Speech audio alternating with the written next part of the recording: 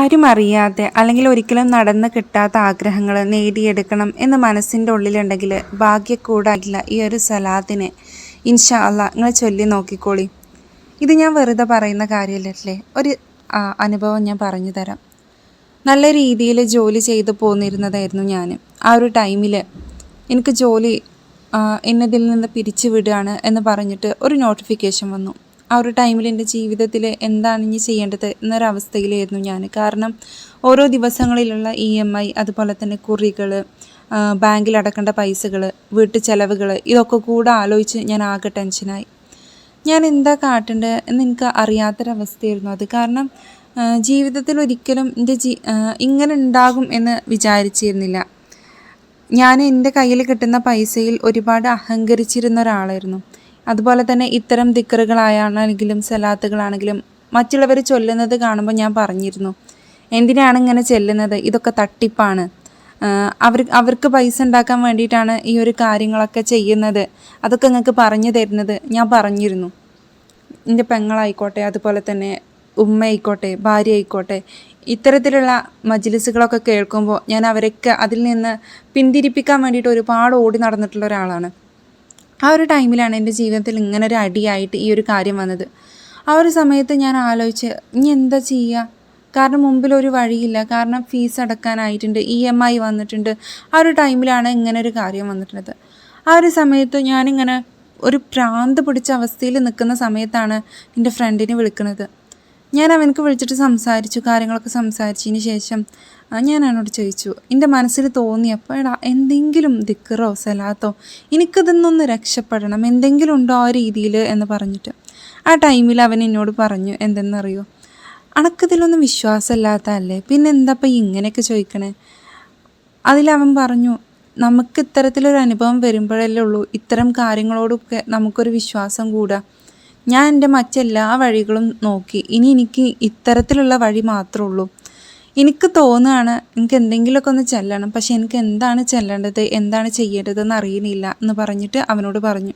ആ ടൈമിൽ അവൻ പറഞ്ഞു കൊടുത്തു, ഈ ഒരു സലാത്തുണ്ട്, എടാ ഇത് ചൊല്ലിക്കോ, ഒരു 313 തവണ ഇത് ചൊല്ലി നോക്ക്, ഇനി നിനക്ക് കഴിയുകയാണെങ്കിൽ ഒരു 1001 തവണ നീ ഇത് ചൊല്ലി നോക്ക്. അങ്ങനെ അവൻ ഇരുന്ന് 1001 തവണ ചൊല്ലിയതിന് ശേഷം അൽഹംദുലില്ലാ കുറച്ച് കഴിഞ്ഞപ്പോൾ നോട്ടിഫിക്കേഷൻ വീണ്ടും വന്നു, കണ്ടിന്യൂ ചെയ്തോളാൻ പറഞ്ഞിട്ട്. അപ്പോൾ ഇതൊക്കെയാണ് പറയുന്നത്, നമ്മുടെ ജീവിതത്തിൽ ചില കാര്യങ്ങൾ നമ്മൾ വേണ്ടാതെ വെക്കുമ്പോൾ പടച്ചോനായിട്ട് നമ്മളതിലേക്ക് തിരിക്കാനുള്ള ഒരു വഴി നമുക്ക് കാണിച്ചു തരുമെന്നുള്ളത്. ഇത്തരം കാര്യങ്ങളോടൊന്നും വിശ്വാസമില്ലാതെ നടന്നിരുന്ന ഒരാൾ ഇത്തരം കാര്യത്തിലേക്ക് തന്നെ പടച്ചോൻ തിരിച്ചു വിട്ടത് കണ്ടോ. അപ്പോൾ അതാണ് പറയുന്നത്, നമ്മുടെ ജീവിതത്തിൽ ഇതൊരു അനുഭവം അല്ലല്ലേ, ഒരുപാട് അനുഭവങ്ങൾ ഇത്തരത്തിലുണ്ട്. ജീവിതത്തിൽ ചെറിയ ചെറിയ പ്രശ്നങ്ങൾ വരുമ്പോൾ ഞാൻ ഈ ഒരു സലാത്താണ് ചൊല്ലാറുള്ളത്, അല്ലെങ്കിൽ എൻ്റെ നാവിലേക്ക് പെട്ടെന്ന് ഈ ഒരു സലാത്ത് ഓടിയെത്തും എന്നൊരു കമൻറ്റ് ചെയ്തിട്ടുണ്ട്. ഇത്തരത്തിൽ 1 2 അല്ല, ഒരുപാട് കമൻറ്റുകൾ ഈ ഒരു സലാത്തിനെ കുറിച്ച് വന്നിട്ടുണ്ട്. നമുക്കിത് വായിക്കുമ്പോൾ തന്നെ മനസ്സിൻ്റെ ഉള്ളിൽ ഒരു സമാധാനം തോന്നും. കാരണം ഇത്രയൊക്കെയും പോസിറ്റീവായിട്ടുള്ള കമൻറ്റുകൾ കാണുമ്പോൾ മനസ്സിനും കണ്ണിനും തന്നെ ഒരു കുളിർമയാണത്. അപ്പോൾ ഈ ഒരു സലാത്തിനെ പരിശുദ്ധമായിട്ടുള്ള സഫർ മാസത്തിൻ്റെ ഈ ഒരു അവസാനത്തിൽ നിങ്ങളും മുറുകെ പിടിക്കാൻ വേണ്ടിയിട്ട് ശ്രമിക്കാറ്റില്ലേ. നിങ്ങളുടെ ആവശ്യങ്ങളെ നേടിയെടുക്കാൻ വേണ്ടിയിട്ട്, ആഗ്രഹങ്ങളെ നേടിയെടുക്കാൻ വേണ്ടിയിട്ട് പടച്ചോൻ്റെ മുമ്പിലിരുന്ന് ആത്മാർത്ഥമായിട്ട് നമ്മൾ ഈ ഒരു സലാത്തിനെ ചൊല്ലുക. ഏതാണ് ഒരു സലാത്ത് എന്ന് നമുക്ക് നോക്കണ്ടേ. അതിലേക്ക് നമ്മൾ കടക്കുന്നതിന് മുമ്പായിട്ട് ഈ വീഡിയോ കാണുന്ന ആളുകളൊന്ന് ലൈക്ക് ചെയ്ത് വെക്കാൻ വേണ്ടിയിട്ട് ശ്രമിക്കണേ. അതേപോലെ തന്നെ ഇതിനർഹതപ്പെടുന്നവരിലേക്ക്, ജീവിതത്തിൽ ഇത്തരത്തിൽ പ്രശ്നവും പ്രയാസമൊക്കെ അനുഭവിച്ചിരിക്കുന്നവരിലേക്ക് ഈ വീഡിയോകളൊന്ന് ഷെയർ ചെയ്ത് കൊടുക്കുക കൂടെ ചെയ്യുക. അതേപോലെ തന്നെ ആദ്യമായിട്ടാണ് ഈ ഒരു ചാനൽ കാണുന്നതെങ്കിൽ ഒന്ന് സബ്സ്ക്രൈബ് ചെയ്ത് കാണാനും ശ്രമിക്കാം. നമ്മളുടെ ജീവിതത്തിലും ഇത്തരത്തിൽ പ്രധാനപ്പെട്ടിട്ടുള്ള കാര്യങ്ങളൊക്കെ നഷ്ടമായിട്ടുള്ള ആളുകളുണ്ടാകും, അവരിലേക്കൊക്കെ ഒന്ന് എത്തിച്ചു കൊടുക്കാം. ഇൻഷാ അള്ളാഹ്.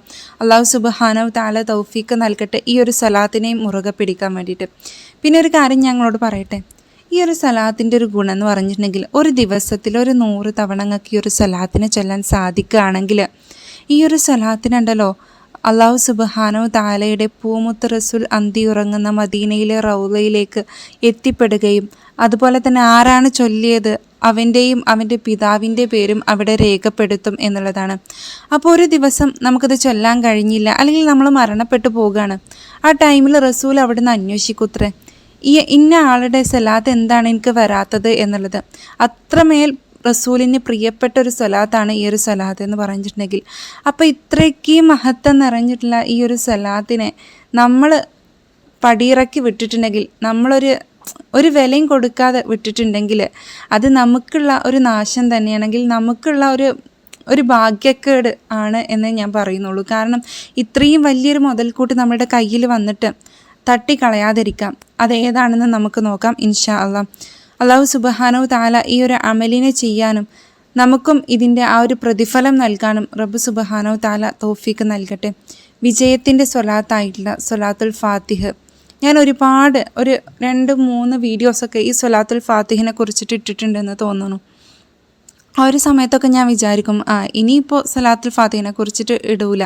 കാരണം ഇത്തരം ഓരോ പോസിറ്റീവായിട്ടുള്ള കമൻറ്റുകൾ വരുമ്പോഴാണ് പിന്നെയും നമ്മൾ ഈ ഒരു സ്വലാത്തിനെ കുറിച്ചിട്ട് ഇടുന്നത്.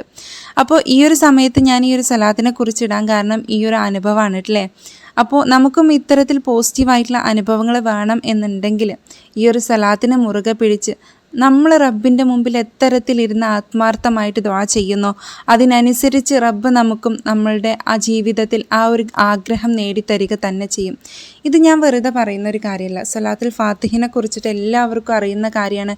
വിജയമന്ത്രമാണ്, ഒരു ഭാഗ്യക്കൂട് തന്നെയാണ് ഈ ഒരു സ്വലാത്ത്. അപ്പോൾ നഷ്ടപ്പെടുത്തി കളയാതിരിക്കുക. ഇനി സ്വലാത്തിന് വേണം ചൊല്ലണം എന്നുള്ള ആളുകൾ അല്ലെങ്കിൽ അറിയാത്ത ആളുകൾ സ്വലാത്തുൽ ഫാത്തിഹ് എന്ന് നമ്മൾ സെർച്ച് ചെയ്ത് നോക്കിയാൽ നമുക്ക് കിട്ടുന്നതാണ്. നമുക്ക് അതൊരു തവണ ചൊല്ലിയിട്ട് ഇവിടെ അവസാനിപ്പിക്കാം അല്ലേ ഇൻഷാ അല്ലാഹ്.